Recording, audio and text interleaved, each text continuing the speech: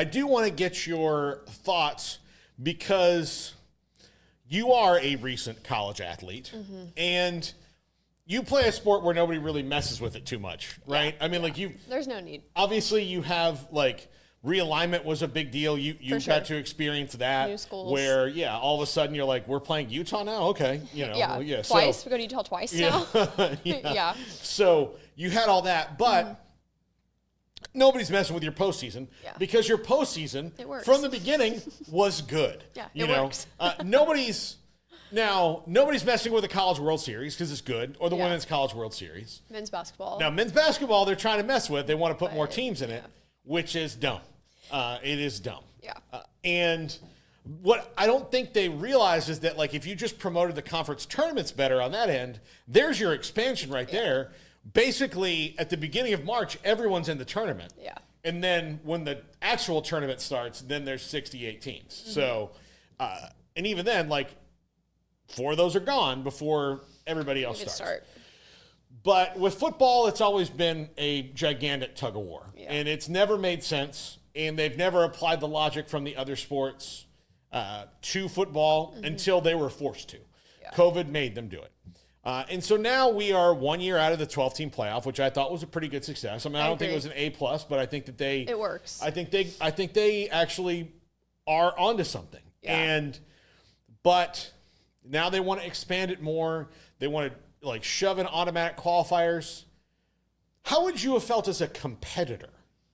Okay. I know it makes it maybe feel a little easier if you knew if you were in the top 4 in the Big 12, you guys were going to make the NCAA tournament. Yeah. So there's games down the stretch where you're like, okay, well, we're not going to fall out of 4th, so we're okay, and maybe we can play a little looser and we can move up. Say you're in 2nd, you can maybe, if you don't have to worry about falling all the way down. But outside of that one little factor as a player, I don't know how much I'd like it. Yeah.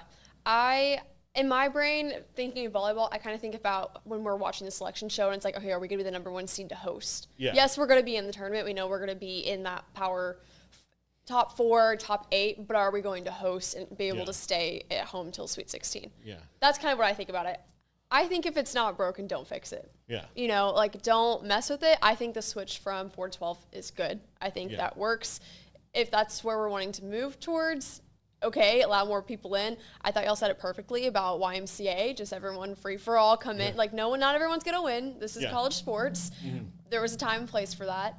I think it's just people trying to cause chaos just to cause chaos. And as an athlete, you have all the revenue share, you have all the NIL, whatever. But now these massive TV contracts that really weren't an issue are now affecting how college football looks. Well, and part of the revenue sharing, that's part of the reason that the Big Ten in particular is like, okay, well, we can pay for this if we play more football games. Right. We can up the revenue so that we don't have to cut into what we've been getting all this time.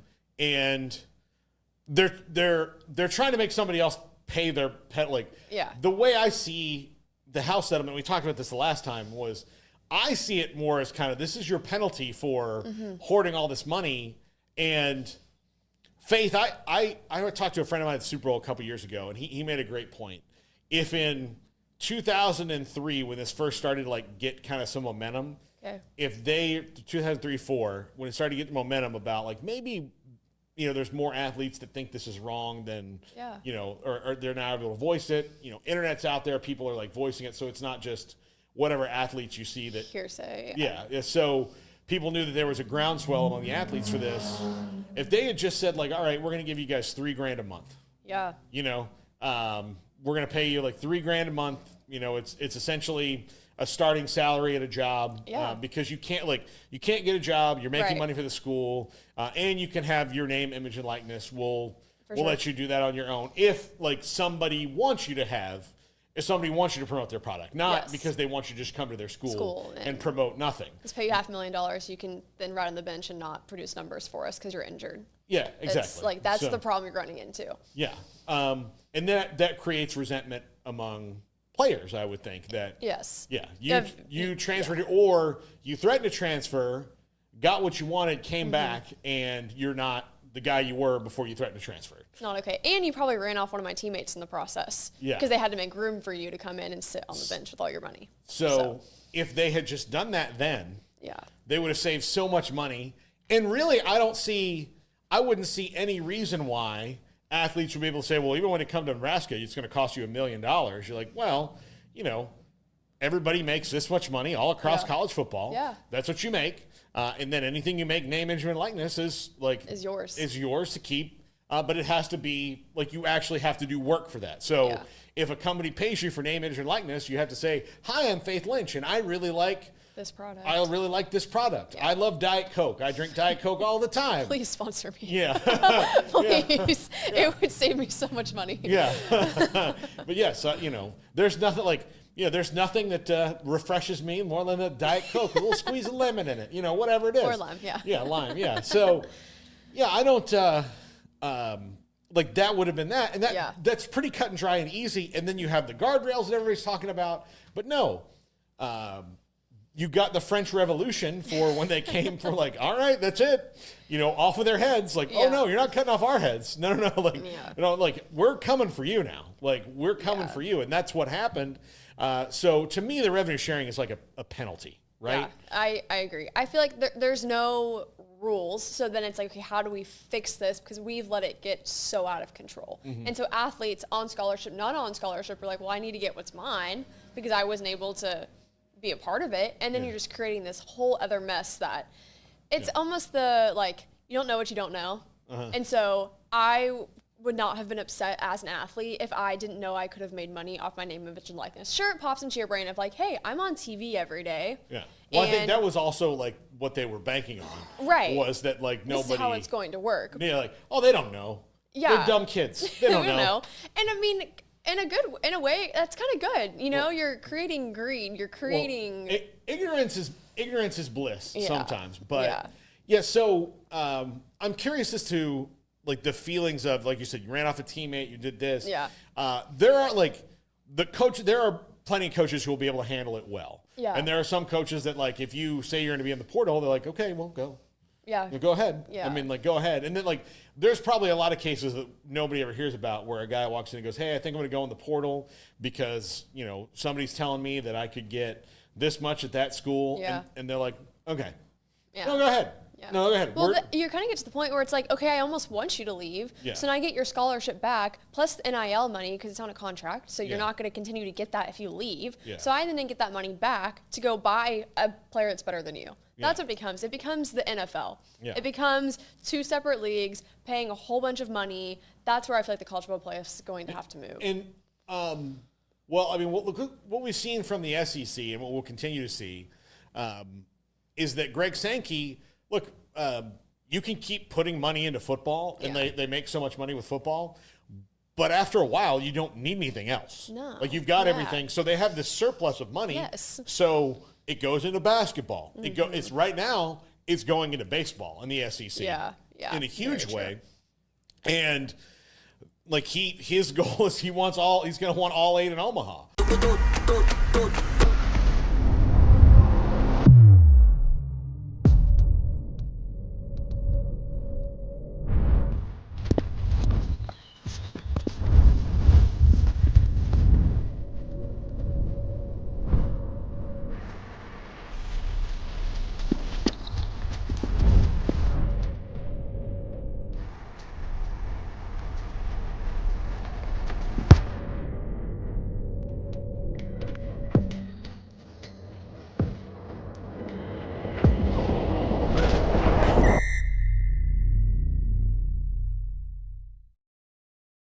Which very easily you could get. Yeah. I mean, seriously, of their 16 teams, 10 of them will be in the postseason this year, guaranteed. At least, At least 10. At least 10. And so if 8 of them win their regionals and super regionals, you could see an all SEC College World Series. That would be wild. Now, you could see that with the Big 12 or anybody else, too, if they had that kind of year. But it is way more likely to happen right now with the SEC because they're taking football dollars and giving them to baseball so that they have a corner on that market. Yeah.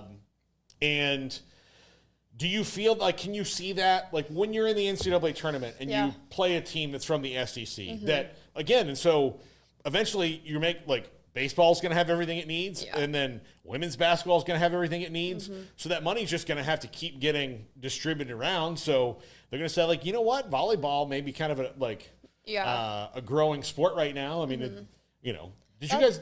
Well, I mean, like they do at Nebraska. Like Nebraska, that volleyball wants for zero things. That's why Texas and Nebraska have always been so good, because Texas has always had the ability to have all of this money so they can push it wherever. That's why their tennis team is so good. Their soccer, that's why they win Big 12 every year in almost every sport, because they have the money and they have the resources to do it. And so when you're looking at it from a recruiting standpoint too, of, okay, well, Baylor's really good, but Texas is also really good. But Texas has all the fun things that I want as an 18-year-old, or even now a 23-year-old, because you're like, well, if I get all these perks and I have a family now, that my family can then take all these perks as well. Like, I think in the tournament, maybe not so much, because there are some regulations of like, okay, you have to do this and try to even it out. I think about it when Title IX first started happening, when my dad was like, yeah, I'm on the men's golf team, and I'm driving around in my own car myself to a golf tournament, but the women's team is on a private plane flying, because it has to be equal. Well, so that's where what they do is like, well, men's golf is going to suffer, but we have to make something equal. So and this is all about football. Yeah. Part of the thing I've always thought they should have done with football is football should have been separate from Title IX. Right. And there should have been maybe like a percentage to like catch up. But there's no other sport, like men's or women's sport, that has 85 to 100 scholarships. Now they have 105 scholarships. So there's no other sport. You can't create a women's sport with 85 players on it. Yeah, and that's full scholarships. And that's okay. So then it's fine. You know, like, that's okay. So you'd have to, like, okay, you already have volleyball, you already have track and field, you already have this, you already have basketball. So now to create that, well, that's, you know, about 4 sports kind of get you to that 85 match. And then you have like 8 others. And so, because now you have more, because you have the same, like, almost every other sport has a corresponding number, you know? Yeah. And so while they may not play men's volleyball here or men's soccer, they do play men's sports that women don't have. Right. So, like, it balances out, right? For sure. All in the long run. So but you can always have a corresponding number. You have men's and women's golf, and men's and women's tennis, men's and women's basketball, baseball and softball. So those are like your easy ones. Like they get this, done. And then you get like men's and women's basketball. Okay, okay, those are scholarship resources, benefits are the same. Yeah. And then you get to football, and you're like, okay, well, now we have to make something up, because a track team has how many athletes on it? Plus you have the male athletes on the track team. Yeah. So you can't make like a second track team. No. Like, or put more, like, we need 72 more javelin throwers, because otherwise we don't, have this. So. Baylor has an acro team, so I feel like that's the only, because their roster's so large and it is all female, but you don't have an acro team in every school. No. And so you don't have, I mean, swim and dive, I don't know what that looks like, but you can't hold as many, you can't hold 65, 70 people. No, you can't. So it's such a weird thing that they always should have, or they should have said, like, you know, again, make a percentage of it. But yes. Football has 85 scholarships. You're never gonna get there. Yeah. You know, count the, I don't know. You're never ever going to get there. And I get, like, in all these problems too, like, I feel like people are trying to, like, bridge the gaps. You know, okay, like, we see this is a problem, let's try to fix it. But with fixing it is just creating all this chaos. Like, the NCAA, what are they even doing anymore? They're just handing out trophies, you know? Yeah, no, they've been useless for quite a long time. Do athletes even fear getting in trouble with the NCAA anymore? Other than the stress of it? From, like, a drug standpoint, probably. I mean, like, yeah, drug, but, like, as far as, like any money? kind of, like, money situation? No, I feel like... Like, other than crimes, which the police can take care of. Yeah, that's all like, other different. than crimes, you know, but... Probably not. I mean, again, volleyball's way smaller level. Some girls have massive deals. I mean, if I'm going to submit something, it has to go through compliance, so I'm sure... compliance doesn't want to get in trouble, so they're going to make sure and read over everything. But I kind of think of it as like you're filing taxes. I'm like, did I fill this out the right way? Yeah. Well, if I didn't, I'm sure someone's going to tell me, you know? And so getting in trouble, I mean, I don't know. I feel like if they're going to... So it'd be really, like, you'd have to maybe willfully break rules. Yeah. Like, willfully break, and even if if you're going to willfully break a rule because you don't think it should happen, even still, I wouldn't think you'd be that scared of it. No, I'm not. Because when the NIL first started happening, it was like, okay, well, you can't wear any branded Baylor stuff. Well, now you can in certain instances. Like Maddie Skinner did a hotel commercial, I think it was with Fairfield, and has Texas volleyball stuff on. And so I'm like, oh, you can do that. That was like the big thing, was like, don't wear any Baylor branded stuff. You are not a Baylor student athlete. You're just a student athlete. And now that's like completely gone out the window. So I'm like, what rules are there to? I remember, so when the first day of the NIL, like it's legal now. Mm-hmm. We had Chad Jackson from compliance. Yeah. Like he had a press conference at Zoom. It was in 2020, so it was a Zoom. Yeah. It was a Zoom press conference. And I, put my name in the queue, my name in the queue.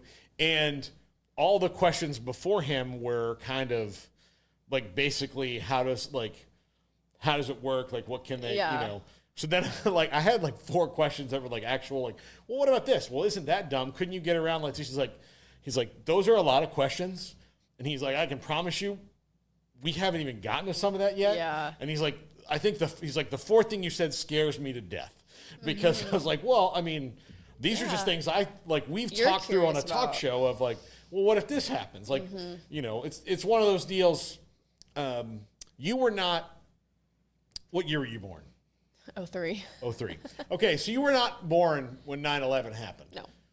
But right after 9/11, and they put the TS, you've never known a life where you don't have to take your shoes off and all that. So you could bring a whole bottle of shampoo in your carry-on. They didn't care. But the TSA had this wild idea after 9/11 that you could only bring little, and it still sticks to this day, even though it still makes no sense. You could only have 2.8 ounce bottles silly. of travel size stuff.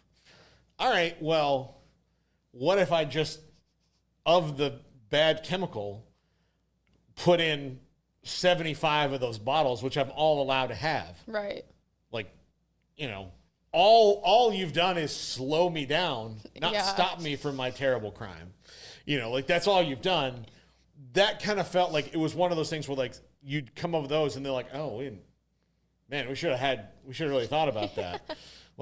What happened here? And so I think that the NCAA, the way they do things, they just like to mess up in real time. They'll make a rule and they're like, oh, didn't see that coming. And everybody else is like, well, we did. Yeah. We know. Yeah. Yeah.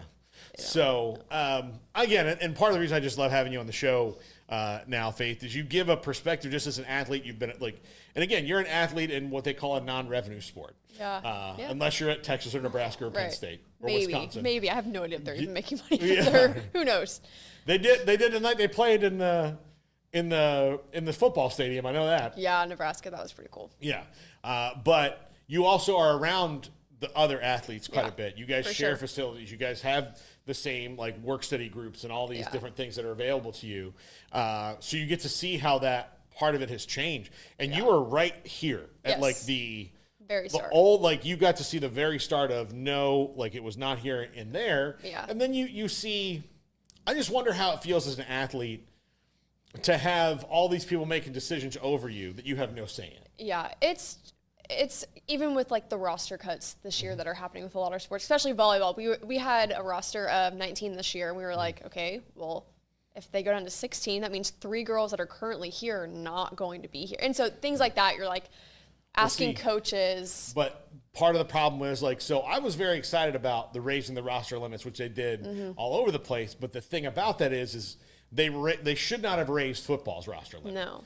That to me, I don't think they should have done. And they you can't really add more people to basketball. But so they added 20 people to football, and they added all over the place. Mm-hmm. But if you're going to carry all 105 scholarship football players, that means that baseball, all the other sports like that, have to determine okay, well, are we going to go up or are we going to go down? Yeah. So we have the resources to go up, so we're going to do that. Mm-hmm. But then somewhere is going to get trimmed. Yeah. You don't know where it's going to be. No. Could be volleyball, could be track and field, could be whatever. So that's really nerve-wracking. And to get it because you're again, we really appreciate your contributions to the team and hope you can continue your education, but the scholarship that you had, it's no longer and we'll help you find another place to go, but if you're the 19th player on a roster though, your transfer portal likelihood it's non-existent. Yeah. We had girls enter the portal that were like, well, maybe I'll go and see. And they were like, oh,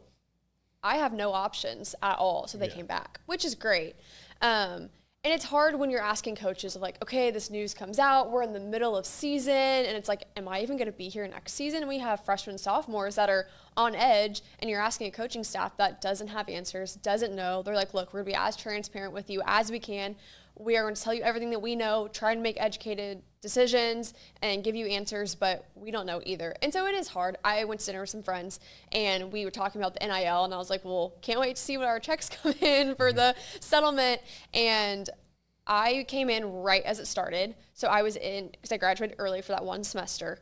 And then the girls that I was with were a year behind me. And so the difference of, I was like, well, I had like $1,800 for me. Well, she only had $400. Yeah. Which was because she had available, which was just so interesting because it's like, okay, well, I'm still on the same team, probably still getting the same TV time, same opportunities, be the same amount of play time. You're just as much valuable to the program.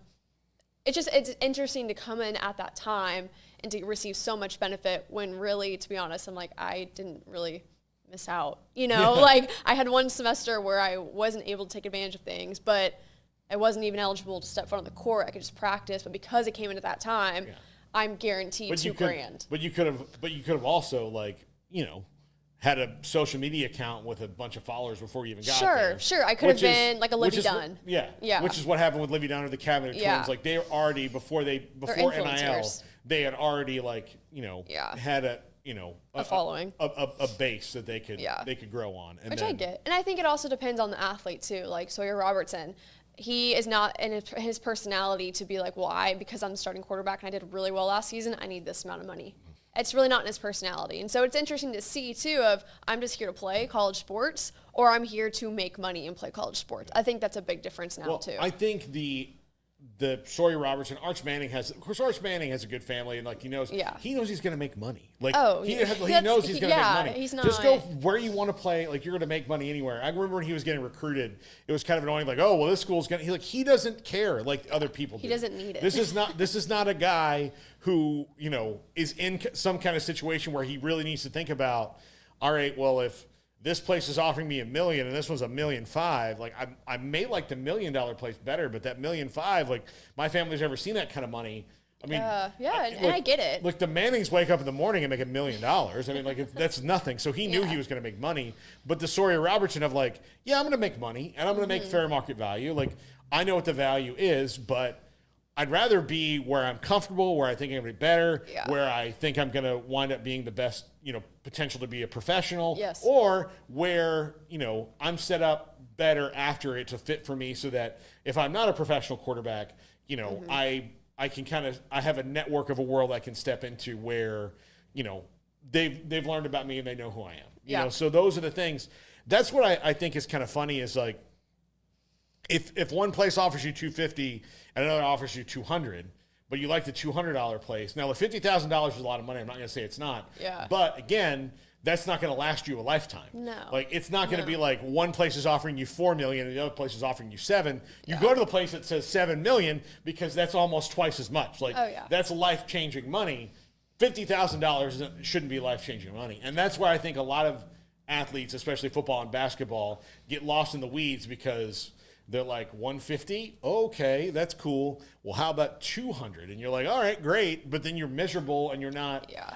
Maybe you just went somewhere for the money. It doesn't fit. You're not as happy. You could have been better off somewhere else. You're in the portal. You've ruined teammate relationship. It's just, I remember standing at the NCAA tournament we hosted this year and standing there watching the little video they play of like preparing champions and building. I'm like, this is such BS. Like, this is not happening anymore. Like we've opened up a large can of worms and no one can catch the worms ever again. Like you can't go back and fix a lot of these things. I think with the House settlement, there'll be more like, because it's revenue share contracts, right? There'll be like 2-year guarantees or something like that, or the opt-outs will be a little bit trickier, just to slow it down. Because sometimes I think youthful impatience. Oh, I need it now. Especially for quarterbacks. Like there are a lot of guys who are quarterbacks And then they wind up going to the school, like they go to a school and they think like, man, I'm going to be a hot shot. Well, guess what? The other 3 guys that are there playing quarterback, they live your exact same life. Oh, yeah. They were the hot shot at their high school. They were the big deal in their area. They were highly recruited, and they want to play there too. So yeah, everyone's just as good as you. That's when coming to college, probably we talked about it last time I was on, of what was the biggest difference. Everyone's good. Everyone was all district. Everyone was an academic All-American. Everyone was all state. Like, everyone's good. That's why they're here. Yeah. So there's no fluke of, well, maybe they can't play. It's like, no, you have 4 guys that are exactly like you. Yeah. And it's who's going to go first. Who's going to stand out and make the whatever. But oh, that's where you find out. I mean, it's where you find out. Like I told you about seeing Dante Culpepper and going, that's the end of my, I mean, like next year, that's it. That's it for me. Yeah. If I'm an offensive lineman, I cannot be a place where the quarterback's a foot taller than me. That doesn't work. It should be the inverse ratio of that, or we should at least all be the same height. Right. Not like, oh my gosh, look at this behemoth. He's not a defensive end. He's the quarterback. That's what it did it for me. The other thing was, I remember in high school, I think it was Bobby Say. I had a buddy who was a really good, like he was a really good baseball player all throughout our youth. And then he got to high school and he was still good, but they played in the state tournament with pitchers named Bobby Say. He wound up playing for the White Sox for a while. He was really good. And he faced Bobby Say at like 17. And he said, I've never seen a curveball like that. Like usually you don't even throw them. Like this guy looks like he's been throwing curveballs his whole life. Yeah. We had a kid on our team that got drafted in the 2nd round in baseball. And you could hear it like when you could hear the ball different off his bat. Oh, yeah. You heard it different. Like he hit the ball so much harder than everybody else. Even the D1 guys that were on the team. Like I would sit there in the stands and listen. And like when Tommy was up, he would hit the ball. And it was like, no, the ball hurts. Yeah. Right? And yeah, I mean, like when you play, like I played against Edgerrin James when I was a sophomore, and he's an NFL Hall of Famer now. And like, so, or going to be, or is he a Hall of Famer? He should be. I'm not sure. Let me check. I'm not sure. But he's in that, in that category. Yeah. So like, I remember even then, he was a couple years ahead of me, but even then I was like, well, this guy's a man. I'm still a boy. I'm still like, That's funny. Like the first thing that happens when he runs over me is I'm gonna think like, is my mom anywhere close? Like that's he's a Hall of Famer. Yeah, 2021. Yeah. When the guys like that, you're like your first thing that you realize that like if I hit him, he's gonna be like, oh, that was. I appreciate you trying. Yeah. Keep going, buddy. Is there a gnat on my shoulder? You work hard. You know what? I respect your effort. Yeah, that's where he runs through our guys, and it's like, I can't wait to get in the car with my mom. That's in your brain. The first thing is like the little league time you got hit by a pitch and you cried. Yeah. Like you're like, don't be that. It hurts so much.